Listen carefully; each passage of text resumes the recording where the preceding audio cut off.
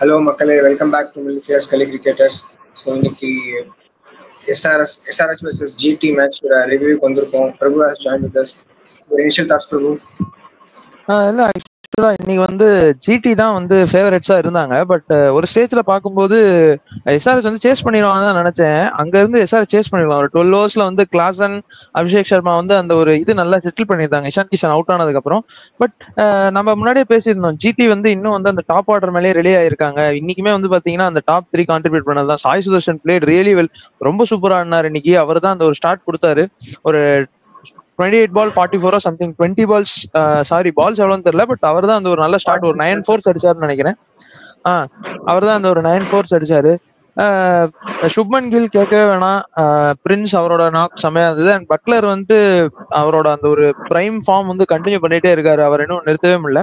But அந்த top 3க்கு அப்புறம் வந்துட்டு பாத்தீங்கன்னா அப்படியே சரிஞ்சிடறாங்க. ஷாருக் கான் அடிக்கல. ஷாருக் கானுக்கு ஒரு 2 பால் தான் கிடைச்சது. ராகுல் டிவாட்டேக்கு 3 பால் தான் கிடைச்சது. பட் இப்போ வாஷிங்டன் சுந்தர் பாத்தீங்கன்னா 16 பால் அடி 21 ரன் தான் அடிச்சிருக்காரு. இது என்ன பிரச்சனை ஆகும்னா, நீங்க வந்து இப்ப டாப் ஆர்டர் சோக் ஆயிடுச்சுன்னா கேமை பில்ட் பண்ணி கொண்டு போற ஆட்கள் இல்ல. ஒரு மைபால் லோம்ரோ இல்ல மேபி வேற யாராவது ஒரு யங் பிளேயரையோ நடுவுல வச்சு ஆட விடலாம் அப்படிங்கிறது என்னோட தாட். பட் எனக்கு தெரியல, இப்ப இவங்களே வந்து எத்தனை மேட்ச் வந்துட்டு உங்களுக்கு 13 ஓவர் 14 ஓவர் நின்று கொடுப்பாங்க தெரியல. ஏன்னா இன்னைக்குமே வந்துட்டு பாத்தீங்கன்னா 16 ஓவர் வரைக்கும் ஜாஸ் பட்லர் இருந்தாரு. ஈவன் 17 ஓவர் வரைக்குமே இருந்தாருன்னு நினைக்கிறேன். அதுக்கப்புறம் தான் வந்து டெய்ல் வர ஆரம்பிச்சது. வாஷிங்டன் சுந்தர் டெய்லுன்னு இல்ல, லைக் அந்த பினிஷர்ஸ் வர ஆரம்பிச்சாங்க. எவ்வளவு மேட்ச் வந்து உங்களுக்கு இவரே வந்து ஆடி கொடுப்பாரு, இல்ல பட்லரு சாய்ஸ்டன் ஆடி வைப்பான்னு தெரியல. It's really good to C. அவங்க பவுலிங் ஆக்சுவலா நல்லா இருந்தது. ஸோ இதான் என்னோட இனிஷியல் தாட்ஸ். நீங்க என்ன நினைக்கிறீங்க ரேவந்த்? இல்ல லைக் அவங்க பேட்டிங் வந்து பாத்தீங்கன்னா எல்லா மேட்சுமே 3 பேர்ல 2 பேர் நல்லா கிளிக் ஆயிடுறாங்க. அது ஒண்ணுதான் மெயினா. எப்படின்னா நம்மளும் சொல்லிட்டே இருக்கோம், அவங்க ஃபெயில் ஆனா என்ன பண்றது, ஃபெயில் ஆனா என்ன பண்றது, ஃபெயில் ஆனா என்ன பண்றதுன்னு. ஆனா அவங்களோட குட் டைம் இது வரைக்கும் அவங்க ஃபெயில் ஆகல. ஒரே ஒரு மேட்ச் ஃபெயில் ஆகிற மாதிரி இருந்தது. எப்படின்னா 15-2 இதே சன்ரைஸ் ஹைதராபாத்ல விளையாடும் போது இருந்தது. அப்போ வந்து ஒரே பவர் பிளேல ஒரு சிமர்ஜித் சிங் வந்து ஒரே ஒரு போட்டு வாஷிங்டன் சுந்தருக்கு போட்டு அந்த மேட்சை மாத்திட்டாரு. ஸோ ஐ திங்க் நம்ம சொல்லிட்டே இருக்கோம் ஃபெயில் ஆவாங்க ஃபெயில் ஆவாங்க. ஆனா அவங்க கேம் அப்ரோச் ரொம்ப தெளிவா இருக்கு. சாய் சுதர்ஷன் ஒரு 2 ரன் எடுத்துட்டு போறாரு. அவரோட ஜோன்ல வந்து அடிக்கிறாரு, இல்ல ஸ்ட்ரைக் ரொட்டேட் பண்றாரு. கில் வந்து ஓகே, நம்ம அவரோட இன்னிங்ஸ் தெரிஞ்சு போச்சு. ஓகே, நம்ம வந்து பவர் பிளே விளையாடணும். அதுக்கப்புறம் ஒரு நல்ல பார்ட்னர்ஷிப் எடுத்துட்டு போனோம். அதுக்கப்புறம் பட்லர் வந்தாருன்னா அவரோட ஸ்டைல் எப்பவுமே நமக்கு தெரியும். ஃபர்ஸ்ட் ஒரு 4-5 பால் விளையாடுவாரு. அதுக்கப்புறம் அவரோட ஷார்ட்ஸுக்கு போவாரு. ஸோ ஐ திங்க் டாப் த்ரீமே நல்லா கிளிக் ஆச்சுன்னா இந்த ஸ்கோர் கண்டிப்பா வந்துடும். எனக்கு என்ன தோணுதுன்னா, maybe in place of Washington Sundar அவங்க ஷாருக் கானை கொஞ்சம் மேல அனுப்பலாமோன்னு தோணுது.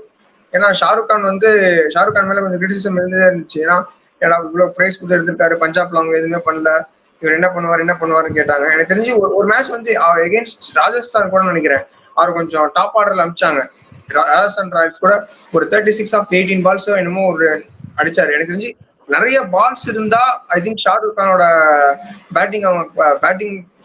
பேட்டிங் ரிசோர்ஸ் அவங்க இன்னும் நல்லா யூஸ் பண்ணலாமா இன்னும் தோணுது.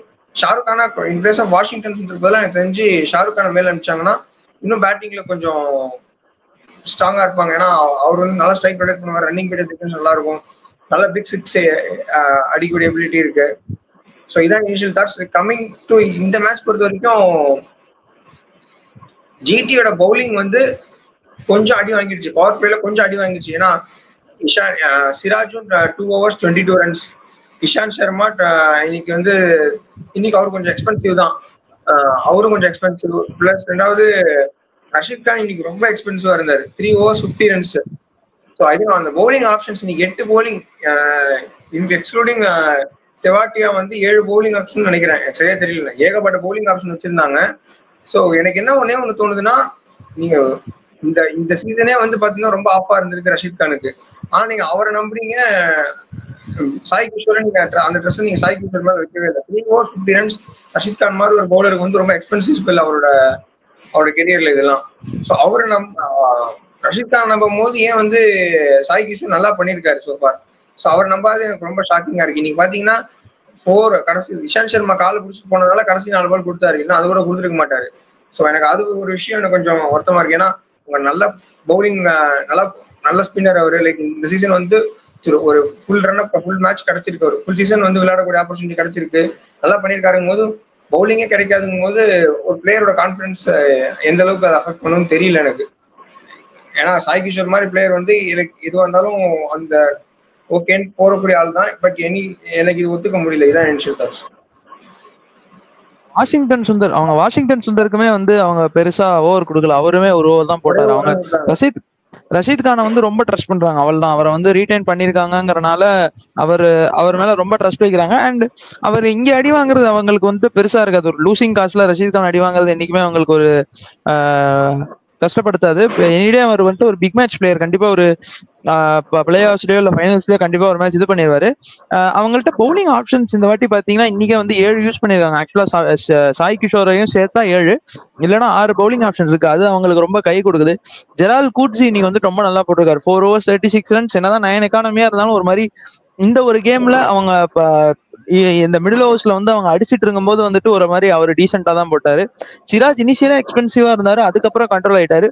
பிரசித் கிருஷ்ணாக்கு நம்ம ஆக்சுவலா ஹேட்ஸ் ஆஃப் சொல்லியே ஆகணும், ஒரு கிரெடிட்ஸ் கொடுத்தே ஆகணும். இந்த சீசன் ஒரு டிஃபரெண்ட் பிரசித் கிருஷ்ணாவா இருக்காரு. என்னதான் ராஜஸ்தான் மேட்ச் அடி வாங்கினாலும் அவர் ஒரு மாதிரி டீசெண்டா போட்டார் அதுக்கப்புறம். But Prasidh Krishna is looking so deadly. அவர் தான் வந்துட்டு பிளேயர் டு வாட்ச் அவுட் ஃபாரா இருப்பாரு பவுலிங்லன்னு பார்த்தா இந்த வருஷத்துக்கு. ரொம்ப சூப்பரா போட்டுருக்காரு, எக்கனாமிக்கலாவும் போடுறாரு, அட் த சேம் டைம் விக்கெட்ஸும் எடுக்கிறாரு. விக்கெட்ஸ்லாம் வந்து ரொம்ப மெயின் விக்கெட்ஸ். நீ கூட வந்துட்டு பாத்தீங்கன்னா கிளாசன் விக்கெட் அவர் தான் எடுத்தாரு. மேபி கிளாசன் நின்று இருந்தா இன்னைக்கு என்ன வேணாலும் ஆயிருந்திருக்கலாம்.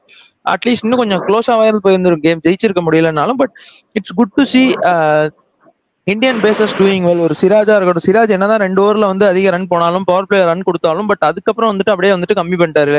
லாஸ்ட் ஓவர்ஸ் எனக்கு தெரிஞ்சு 10-11 ரன்ஸ் தான் கொடுத்துருப்பாரு. அண்ட் இன்னொன்னு ஒன்று சொல்லி ஆகணும், ஜிடி ஃபீல்டிங் இன்னைக்கு வந்து எக்ஸப்ஷனலா இருந்துச்சு. செம்மையா எல்லா கேட்சிங்கா இருக்கட்டும், ஈவன் முகமது சிராஜே எடுத்துக்கோங்க, அந்த இவரோட கேட்ச் எல்லாம் வந்து அந்த கீழே வந்து விழுந்து பிடிச்சதெல்லாம் வந்துட்டு ரொம்ப சூப்பரா இருந்துச்சு. ரஷீத் கானோட கேட்ச் எடுத்துக்கோங்க, எல்லாமே அபிஷேக் சர்மா கேட்ச் தான் சிராஜ் பிடிச்சாரு. ரஷீத் கான் வந்துட்டு இவரோட கேட்ச் பிடிச்சாருன்னு நினைக்கிறேன். ரஷீத் கான் ஹெட்டோட கேட்ச் பிடிச்சாரு. ஸோ அதனால ஃபீல்டிங், கிரவுண்ட் ஃபீல்டிங் இன்னைக்கு ரொம்ப எக்ஸப்ஷனல். ஒரு த்ரோ கூட இஷாந்த் சர்மா வந்துட்டு தேர்ட் மேன்ல இருந்தோ ஃபைன் லெக்ல இருந்தோ அடிச்சாரு, அது கூட டைரக்ட் ஹிட் ஆச்சு. Looking really good. ஜாஸ் பட்லருக்கு வந்துட்டு அந்த ஒரு டச் திரும்ப வருது. ஜாஸ் பட்லர் வந்து இன்னைக்கு அவரு கூட இன்னைக்கு ஒரு சூப்பர் கேட்ச் ஒன்னு எடுத்தாரு. யாருக்குன்னு தெரியல, கமிந்து மெண்டிஸ்க்கு நினைக்கிறேன். அது கூட ஒரு மாதிரி ரைட்ல டைவ் அடிச்சு நல்லா பிடிச்சாரு. கிரவுண்ட் ஃபீல்டிங் நல்லா இருக்கு. எனக்கு தெரிஞ்சு இந்த டீம் வந்து இன்னும் அந்த பேட்டிங்ல தான் சோக் ஆகல. அது மட்டும் எப்போ ஆக போறாங்க அப்படின்னு தெரியல. ஏன்னா லாஸ்ட் மேட்ச் வந்துட்டு அவங்களுக்கு ஒரு பவுலிங் சைட்ல வந்துட்டு அவங்களுக்கு ஒரு புவர் ரன் இருந்துச்சு. ராஜஸ்தான்ல வந்து அந்த வைபவ் சூரியவன்ஷியா இருக்கட்டும், ஜெய்ஷ்வாலா இருக்கட்டும், போட்டு பிரிச்சு கையில கொடுத்துட்டாங்க. ஸோ அப்படி இருக்கும்போது இந்த பேட்டிங்ல எங்க இருந்தாவது கொலாப்ஸ் வந்தாதான் பிரச்சனை. இன்னைக்கு ஆக்சுவலா நம்பர் 2 போயிருப்பாங்கன்னு நினைக்கிறேன். ஏன்னா இன்னைக்கு ரன் ரேட்டுமே வந்துட்டு நல்லா ஏறி இருக்கும். எவ்வளோ ஒரு 38 ரன்ஸ் ஜெயிச்சிருக்காங்கிறப்போ ரன் ரேட்டே இதுவா ஏறி இருக்கும். அநேகமா செகண்ட் பிளேஸ்ல இருக்கணும். குஜராத் டைட்டன்ஸ் செகண்ட் பிளேஸ்ல இருக்காங்க. So it all depends on next 4 matches அவங்க யார் ஆட போறாங்கிறத பொறுத்து தான் இருக்கு. ஸோ நெக்ஸ்ட் 4ல 3 வந்துட்டு ஒரு டாப் சைட் டீம்ஸோட ஆடுறாங்க. Mumbai Indians, Delhi Capitals, Lucknow Super ஜெயின்ஸோட ஆடுறாங்க. லாஸ்ட் கேம் அவங்களுக்கு வந்து சிஎஸ்கேவோட தான் இருக்கு. ஸோ அதனால அது பிரச்சனை இல்லை. இன்கேஸ் லாஸ்ட் கேம்ல வந்து குவாலிஃபை ஆகணும்னா கூட அவங்க கொஞ்சம் இதுவா ஆடலாங்கிற மாதிரி தான் இருக்கும். பட் ஸ்டில் சிஎஸ்கே வந்துட்டு டெட் ரப்பரா இருந்தாலும் அவங்க வந்து அந்த ஸ்பாயிலிங் த பார்ட்டி அப்படிங்கிற மாதிரி யோசிக்கலாம். பட் ஸ்டில் தெரியல. ஜிடி பத்தி நீங்க என்ன நினைக்கிறீங்க? எஸ்ஆர்எச் வந்து ஆல்மோஸ்ட் முடிஞ்சுன்னு நினைக்கிறேன், எலிமினேட்டட் நினைக்கிறேன் இன்னைக்கு கேமுக்கு அப்புறம். எஸ்ஆர்எச் வந்து ஏதோ 0.1% அப்படிதான் நம்ம சொல்லிட்டு இருந்தோம். எனக்கு தெரிஞ்சு கல்கத்தாவே வந்து அவுட் தான். ஸோ எஸ்ஆர்எச் ஒரு மேத்தமெட்டிக்கல் பாசிபிலிட்டியில வந்து இருக்குன்னு நினைக்கிறேன். அப்படி 0.1 அப்படி இப்படின்னு எல்லாமே சொல்லியிருந்தான். எனக்கு தெரிஞ்சு கேகேஆர் வரைக்குமே எல்எஸ்ஜி கேகேஆர் அவுட் தான் டோர்னமெண்ட் விட்டு. ஸோ அப்படி இருக்கும்போது எல்எஸ்ஜி ஆக்சுவலா 10 பாயிண்ட்ல இருக்காங்க. கேகேஆர் கூட வந்து 9 பாயிண்ட்ல இருக்காங்க. அவங்களுக்கு கூட கொஞ்சம் மேத்தமெட்டிக்கல் சான்ஸ்ங்கிற மாதிரி சொல்லலாம். பட் டாப்ல இருந்த டெல்லியே நீ 5th பிளேஸ் போயிட்டாங்க. இப்போ டாப்ல இருந்தாங்களா டெல்லி, அது ஓகே. பட் ஸ்டில் கண்டென்ஷன்ல இருக்காங்கிறதா மேட்டர். 5th பிளேஸ் போயிட்டாங்கனால அவங்க வெளில வந்துடும். இல்ல அது கண்டென்ஷனே வந்து பாத்தீங்கன்னா ஒரு ரன் ரேட்ன்றது ரொம்ப பெரிய குரூஷியலா இருக்கு இந்த இதுல. நம்ம பார்த்தோம் ஒரு 2 டேஸ்க்கு முன்னாடி பாத்தீங்கன்னா எல்லாமே ஒரே பாயிண்ட்ல இருந்தாங்க, 10-12 அந்த ரேஞ்சில் இருந்தாங்க. ரன் ரேட் தான் வந்து டாப்ல இருந்தது. அப்படி இருக்கும்போது வந்து பாத்தீங்கன்னா எல்எஸ்ஜி வந்து மைனஸ்ல இருக்காங்க ரன் ரேட். அப்படின்னு இருக்கும்போது அவங்க வரதும் ரொம்ப கஷ்டம் தான். So coming back to Sunrisers Hyderabad வந்து அவங்க பவுலிங் வந்து ரொம்ப ரொம்ப சுமாரான பவுலிங்கா இருந்திருக்கு. இந்த முகமது ஷமிக்கு வந்து ஒரு கண்டிப்பா ஒரு விளையாண்டு ஐபிஎல் சீசன்ல இது ஒரு ஒஸ்ட் இயரா இருக்கும். ஸோ ஸ்பின்னர்ஸ் எடுத்தது வந்து பாத்தீங்கன்னா எனக்கு தெரிஞ்சு ராகுல் சகர் எடுத்தாங்க. அவர் நெட்ஸ்லயே அவர் சரியா போடல அப்படின்னு சொல்லிட்டு அந்த அவரை சரியா யூஸ் பண்ணல. ஒரே ஒரு மேட்ச் மும்பை கூட மட்டும் சான்ஸ் கொடுத்தாங்க, அதுக்கப்புறம் உட்கார வச்சுட்டாங்க. எனக்கு தெரிஞ்சு அவங்க பவுலிங் வந்து கொஞ்சம் ரொம்ப ரொம்ப வீக்கா இருக்காங்க. இந்த டோர்னமெண்ட்ல one of the weakest bowling lineup எனக்கு தெரிஞ்சு சன்ரைஸ் ஹைதராபாத் தான். ஷமிக்கு வந்து ரொம்ப ரொம்ப பேக் இருக்குது. ஏன்னா பஞ்சாப் கூட ஒரு மேட்ச் வந்து வின் பண்ணிட்டாங்க. அது 4 ஓவர் 71 ரன்ஸ் எல்லாம் கொடுத்து நான் பார்த்ததே இல்லை ஷமியை. 4 பால் 4 சிக்ஸ் அடிக்கிறாரு ஸ்டாயினிஸ் கடைசியில வந்து.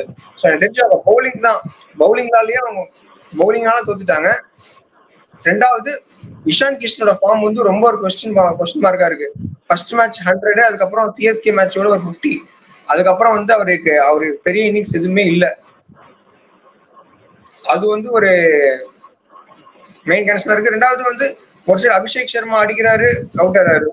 இந்த சீசன் வந்து பாத்தீங்கன்னா டிராவிஸ் ஹெட்டுக்கு வந்து ஒரு ஆஃப் சீசன் தான், பெரிய இன்னிங்ஸ் எதுவுமே லாஸ்ட் இயர் மாதிரி ரெண்டு பேருமே வந்து தொடர்ந்து ஒரு 4-5 மேட்ச் பயங்கரமா ஃபயர் ஆடுற இந்த மாதிரி எதுவுமே இல்லை. ஸோ இப்படின்னு நிறைய பாயிண்ட் சொல்லிட்டே போகலாம். ஆனா ஓவராலா ரொம்ப சுமாரான பவுலிங் லைனப். அதான்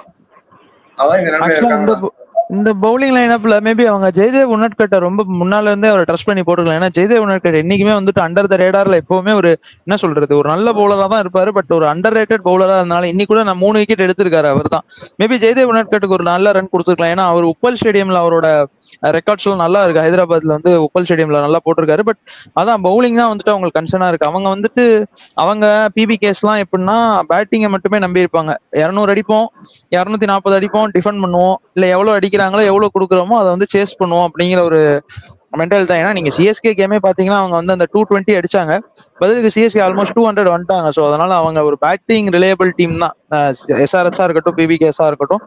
பட் எஸ்ஆர்எச்சுக்கு 2-3 மேட்ச் பேட்டிங்கே கை கொடுக்கல. ஸோ அதுதான் வந்து இந்த சீசனை வந்துட்டு டிஃபைன் பண்ணுது அவங்களுக்கு.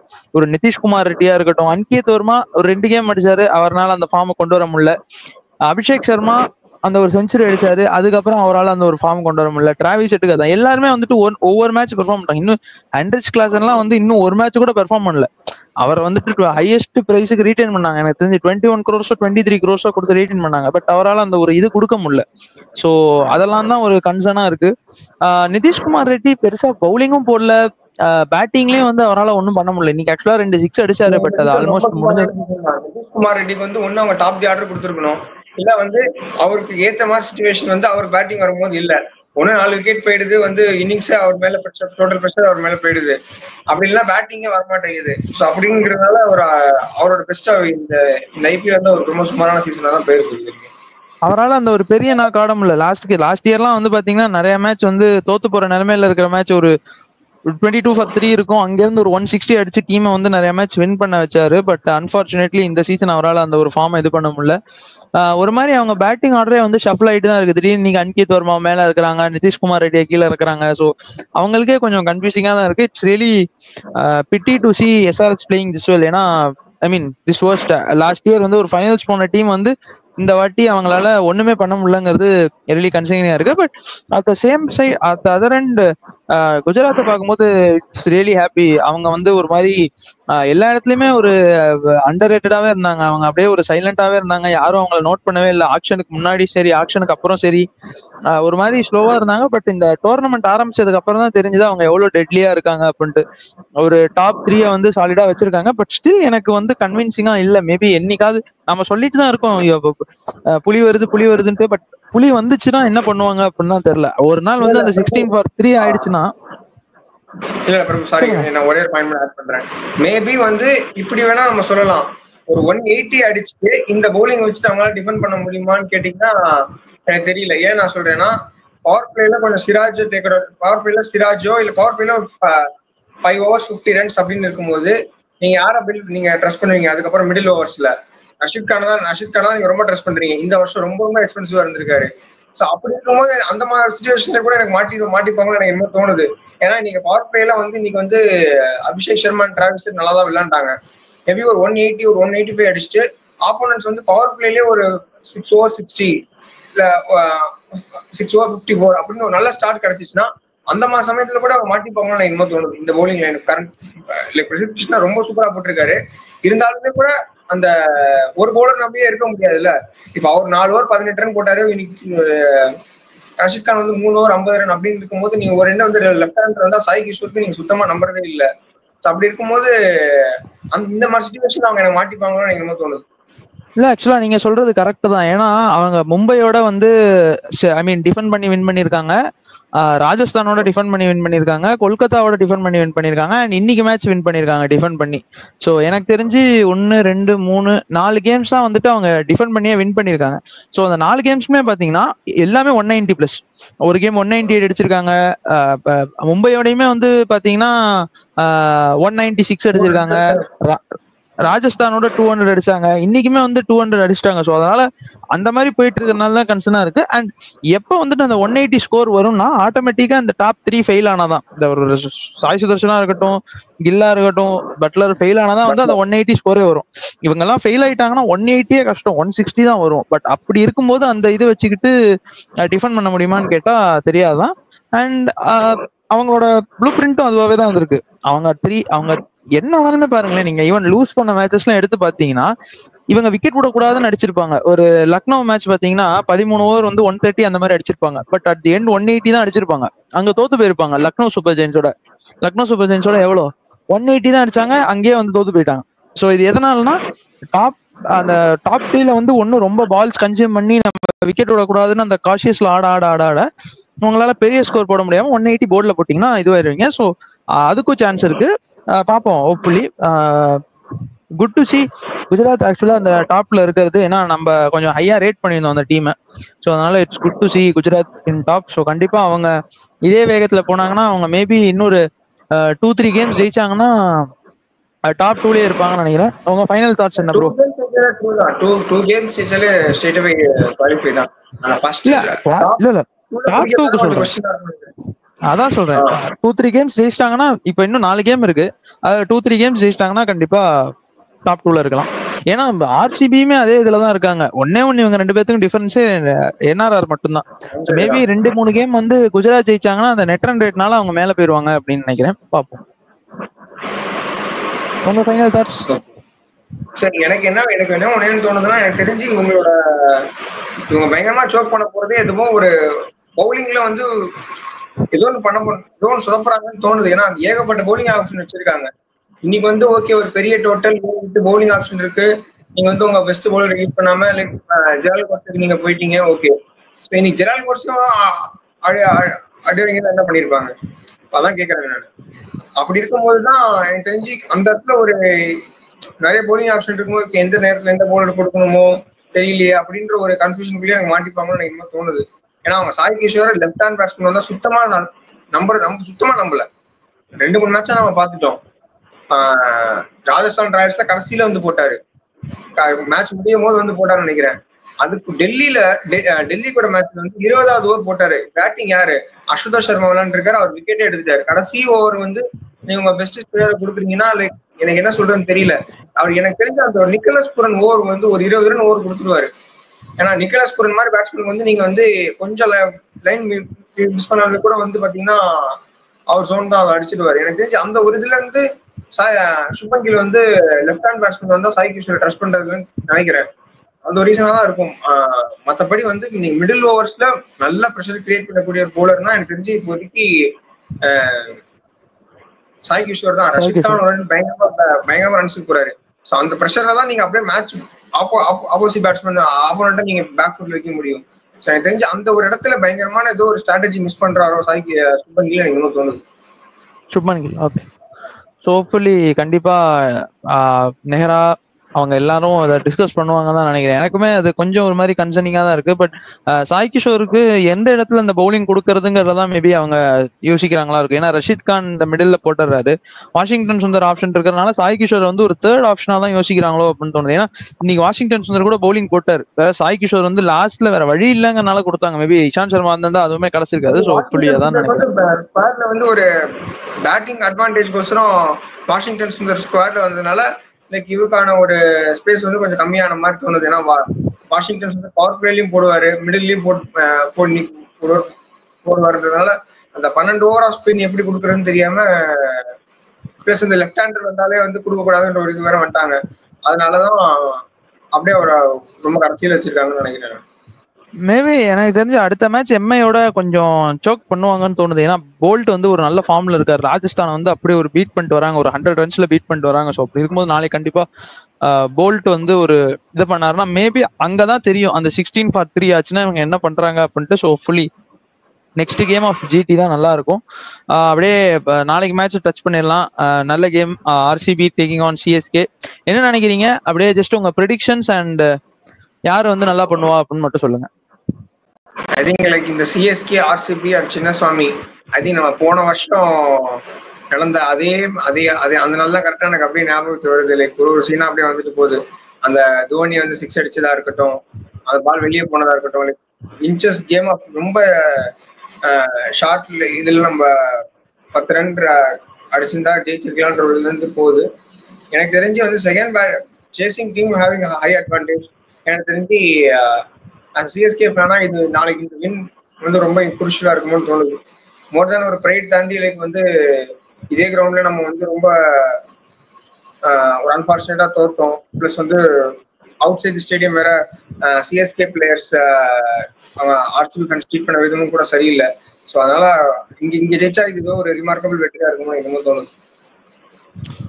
ஹோப்ஃபுல்லி எனக்குமே ஆக்சுவலாக நானுமே ஐம் டு பேக்கிங் சிஎஸ்கே தான். as a ஃபேனா as a சப்போர்ட்டரா like I'm backing CSK. But we all know ஆர்சிபிட்ட இருக்க ஸ்ட்ரென்த்துக்கு அவங்க தான் வின் பண்ணுவாங்க, அவங்களுக்கு தான் சான்ஸ் ஜாஸ்தி. ஈவன் 99% ஆர்சிபி தான் வின் பண்ணும். பட் அந்த 1% எங்க இருந்தோ சிஎஸ்கே நாளைக்கு something they are going to do இதுன்னு தான் தோணுது எனக்குமே ஆக்சுவலா. as a ஃபேனா as a ஒரு இதுக்கா வந்துட்டு கிரிக்கெட் அனலிஸ்டாவும் சரி இதுவும் சரி, I want CSK to win. ஒரு ரொம்ப பேட் சீசன், ரொம்ப புவர் சீசன் போயிட்டு இருக்கு. ஸோ ஹோப்ஃபுல்லி இங்க இருந்து ஒரு வின் கிடைச்சா, இங்க இருந்து அந்த ஒரு மொமெண்டம் கிடைச்சா கண்டிப்பா அது நெக்ஸ்ட் இயருக்கு வந்துட்டு அவங்களுக்கு யூஸ்ஃபுல்லா இருக்கும். 2020லயே இப்படிதான் லாஸ்ட் ஃபியூ கேம்ஸ் வந்துட்டு வின் பண்ணுவாங்க. ஸோ லாஸ்ட் 3 கேம்ஸ் வந்து பாத்தீங்கன்னா எஸ்ஆர்எச்சோட இருக்கும், பஞ்சாபோட இருக்கும், அப்புறம் ஆர்சிபியோட தான் இன்னொரு மேட்ச் இருக்கும்னு நினைக்கிறேன். அந்த 3 கேம்ஸுமே வந்து ருத்துராஜ் கேக்வாட் 50 கூட அடிப்பார் 2020ல. ஸோ அந்த மாதிரி மேபி இந்த ஒரு லாஸ்ட் 3 கேம்ஸ் 4 கேம்ஸ் வின் பண்ணாங்கன்னா நல்லா இருக்கும். I am too backing CSK. Whoever சிஎஸ்கேல யார் I want everyone to perform well. ஏன்னா ஒரு ஆயுஷ் மாத்ரே சரி, ஷேக் ரஷீத் சரி, எல்லாருமே வந்து they have to step up and perform well தான் நான் நினைக்கிறேன். பட் மேபி நாளைக்கு கோலி தான் வந்து நல்லா பண்ணுவாரு. Even though if we going to lose, I mean CSK win or lose, எப்படி ஆனாலுமே கோலி தான் வந்து நல்லா பெர்ஃபார்ம் பண்ணுவாரு அப்படின்னு நான் நினைக்கிறேன். பேக்கிங் விராட் கோலி. நீங்க யார் சொல்றீங்க ரேவந்த்? இல்ல கண்டிப்பா நான் சிஎஸ்கே தான் பேக் பண்ணுவேன். ஏன்னா போன மேட்ச் வந்து பேட்டிங் நல்ல இன்டென்ட் இருந்தது. ஏன்னா இந்த பிட்வீன் சாம் கரன் டெவால் பிரேவிஸோட பார்ட்னர்ஷிப் வந்து மிடில் ஓவர்ஸ் நமக்கு அதுதான் மிஸ் ஆயிட்டு இருந்தது அதுதான். ஸோ ஐ திங்க் அது நல்லா இருக்கிறதுனால நான் வந்து டெவால் பிரேவிஸை நான் பேக் பண்றேன். ஏன்னா நிறைய ஷாட்ஸ் வந்து அவர் விளையாட ஷாட்ஸ் வந்து நிறைய சின்ன சுவாமிக்கு நல்ல சிக்ஸ் நிறைய போகும். ஸோ நான் வந்து டெவால் பிரேவிஸ் தான் பேக் பண்றேன். ஓகே. ஸோ ஹோப்ஃபுல்லி கண்டிப்பா சிஎஸ்கே வேணா இட்ஸ் ரியலி புவர் சீசன். நம்ம யாருமே வந்து இப்படி இந்த அளவுக்கு மோசமா ஆடுவாங்கன்னு எக்ஸ்பெக்ட் பண்ணிருக்க மாட்டோம். விசி ஒரு மிட் டேபிள்ல ஃபினிஷ் பண்ணுவாங்க. அந்த மிட் டேபிள் அந்த ஒரு 5 to 7 ஃபினிஷ் பண்ணுவாங்க தான் நினைச்சோம். ஏன்னா ஆக்ஷன் ரொம்ப போரா இருந்துச்சு. ஈவன் நம்ம சேனல்லே வந்து நம்ம நிறைய வாட்டி கோட் பண்ணோம். ஃபர்ஸ்ட் மேட்ச்ல இருந்து எல்லா வாட்டி கோட் பண்ணிட்டு தான் இருந்தோம். ஸோ சிஎஸ்கே ஆக்ஷன்ல நல்லா பண்ணலன்னு. ஸோ அதே மாதிரி தான் ரிசல்ட்ஸும் வந்து ரிஃப்ளெக்ட் ஆகுது. பட் அது ஃபேனா வந்துட்டு கண்டிப்பா எல்லாருமே ஒரு வருத்தப்பட்டுட்டு தான் இருப்பாங்க. ஸோ அதனால இங்க இருந்து அவங்களுக்கு ஒரு வின்ஸ் கிடைச்சி பூஸ்ட் அப் பண்ணாங்கன்னா நல்லா இருக்கும். ஒரு இந்த மாதிரி கேம்ஸ் எல்லாம் வின் பண்றதுதான் உங்களுக்கு அந்த மொராலே வந்து அப்படியே அப்லிஃப்ட் பண்ணும். ஸோ ஹோப்ஃபுல்லி சிஎஸ்கே வின் பண்ணுவாங்க. CSK will come back to winning ways and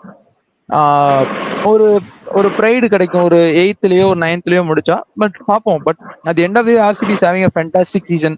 RCB is having ஒரு ட்ரீம் இயர் அவங்களுக்கு போயிட்டு இருக்கு. ஒரு 2009க்கு அப்புறம் அந்த 2009ல வந்து பாத்தீங்கன்னா அவங்களுக்கு ஒரு செட்டில் டீம் இருந்துச்சு. ஸோ அந்த 2009 2011 ஃபிளேவர்ல இருக்காங்க. ஒரு ட்ரீம் ரன்ல போயிட்டு இருக்காங்க. ஈவன் கப்படிச்சா கூட ஆச்சரியப்படுறதுக்கு இல்லதான். ஸோ அப்படி இருக்கும்போது அந்த ஒரு டீமை டிஃபீட் பண்ணாங்கன்னா கண்டிப்பா நெக்ஸ்ட் சீசனுக்கு இதெல்லாம் வந்து ஒரு பூஸ்டா இருக்கும். அவங்க இதுக்கப்புறம் ஆட போறது எல்லாமே ஒரு மாதிரி டாப் டீம்ஸோட தான். இப்போ ஜிடியோட ஆட போறாங்க, ஆர்சிபியோட ஆட போறாங்க, ஆர்ஆரோட ஆட போறாங்க ஒரே ஒரு மேட்ச். ஸோ அதனால ஒரு மாதிரி இது வந்து ஒரு கஷ்டமான சிச்சுவேஷன் தான் சிஎஸ்கேக்கு. ஈவன் இப்ப என்ன ஒன்னா இவங்க வந்து எலிமினேட் ஆயிட்டாங்க. ஸோ அதனால கொஞ்சம் ஃப்ரீயா ஆடலாம், எந்த ப்ரெஷரும் கிடையாது. ஸோ அப்படி இருக்கும்போது எல்லா பிளேயர்ஸும் ஸ்டெப் அப் பண்ணி இது பண்ணாங்கன்னா நல்லா இருக்கும். ஒரு ஆயுஷ் மாத்ரேவோ, ஷேக் ரஷீதோ, டெவால் ப்ரூவிஸோ யாரோ ஒருத்தாங்க. ஸோ ஹோப்ஃபுல்லி கண்டிப்பா நாளைக்கு அந்த ஒரு யங்ஸ்டர்ஸ் எல்லாம் ஃபயர் கொடுப்பாங்கன்னு நம்புவோம். பேட்லி வாண்ட் வன்ஸ் பேடி இன் பிளேஸ் ஆஃப் தீபக் கூட. பட் we all know அது நடக்காதுன்னு தெரியும். அது வந்து தோனி பண்ண மாட்டாரு அப்படிங்கிற மாதிரி தான் இப்போ வரைக்கும் இருக்கு. So hopefully let's see, enjoy the game, ஜாலியா என்ஜாய் பண்ணுவோம். சிஎஸ்கே ஜெயிச்சா ஹாப்பி, ஆர்சிபி ஜெயிச்சா ரொம்ப happy. RCB is team to beta இருந்திருக்காங்க. ஆர்சிபி வந்து நல்லா பண்ணிருக்காங்க. நம்ம எல்லாத்தையுமே சொன்னோம். ஈவன் நானே 2-3 கேம்ஸ் ஆர்சிபி தான் வின் பண்ணணும்னு கரெக்டா ப்ரெடிக்ட் பண்ணியிருந்தேன். ஸோ நாளைக்குமே ஆர்சிபி தான் வின் பண்ணும். But my heart is with CSK. So I am backing CSK. So let's see பாப்பா. ரேவந்த் உங்க ஏதாவது ஃபைனல் தாட்ஸ் இருந்தா சொல்லி அப்படியே முடிச்சிருங்க. கண்டிப்பா நாளைக்கு மேட்ச் ஆர்சிபி வின் பண்றது வந்து ரொம்ப குரூஷியல். ஏன்னா பஞ்சாப் வந்து ஆட் பாயிண்ட்ஸ்ல இருக்காங்க, ஈவன் பாயிண்ட்ஸ்ல இருக்காங்க. இவங்க வந்து ஒன்ஸ் வின் பண்ண ஆரம்பிச்சிட்டாங்கன்னு வையன் 13, 15, 17 அவங்க போயிடுவாங்க. அதுக்கப்புறம் அந்த ஒரு பாயிண்ட்ல அப்படியே அவங்களுக்கும் கொஞ்சம் ஃபிஃப்த் நினைச்சே இருக்கும். ஸோ எனக்கு தெரிஞ்சு நாளைக்கு இன்கேஸ் ஆர்சிபி தோத்துட்டாங்கன்னா I think Punjab high advantage. ஏன்னா அந்த ஆட் ஈவன் பாயிண்ட்ல வந்து அப்படியே அவங்க அந்த மொமெண்ட் நம்ம கேரி பண்ணிட்டு போகலாம். ஸோ ஐ திங்க் ஸோ நாளைக்கு வந்து சிஎஸ்கே வர்சஸ் ஆர்சிபி மேட்சோட ரிவ்யூ வந்து நாங்கள் லைவ்ல சந்திக்கிறோம். So until Revant and Prabhu signing off from Middle Class Gully Cricketers. Bye.